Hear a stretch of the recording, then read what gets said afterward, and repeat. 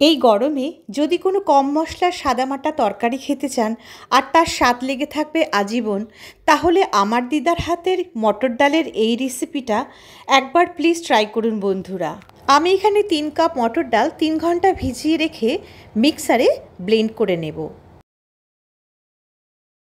এখন এই মটর ডালের পেস্টে আন্দাজ মতো নুন আর চিনি দিচ্ছি, যেটা আস্তে আস্তে মেশাবো।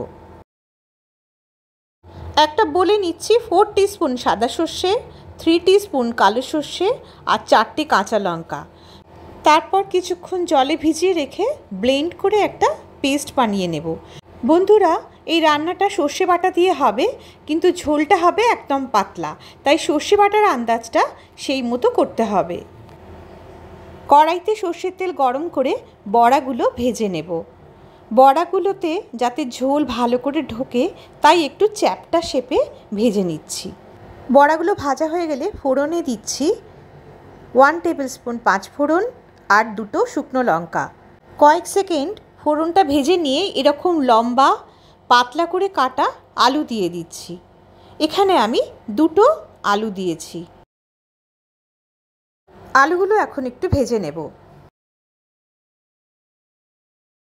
আন্দাজ মতো নুন দিলাম আর দিলাম 1/2 টিস্পুন হলুদ গুঁড়ো।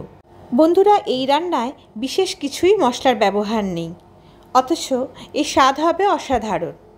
আলুটা ভাজা হয়ে গেছে, সর্ষে বাটাটা ছেঁকে একটু জল মিশিয়ে দিয়ে দিলাম। ডালের বড়া যেহেতু অনেকটাই জল টেনে নেবে, তাই ঝোল একটু বেশি করেই রাখতে হবে, আর তাছাড়া রান্নাটা একটু ঝোল ঝোল হবে। এখন কিছুক্ষণ ঢাকা দিয়ে আলুটা সেদ্ধ করে নেব। আলু সেদ্ধ হয়ে গেলে 1/2 teaspoon Kashmiri red chilli powder দিয়ে দিলাম। এবারে দিচ্ছি চিনি। বন্ধুরা, চিনিটা আপনারা আপনাদের পছন্দ মতো দেবেন।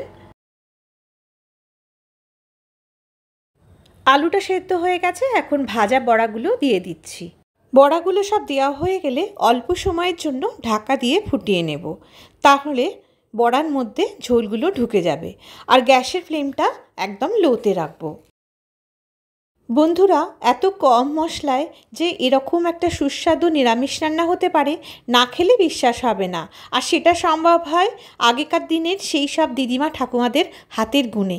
বন্ধুরা, এই রেসিপি গরমের দিনের লাঞ্চের জন্য একদম পারফেক্ট।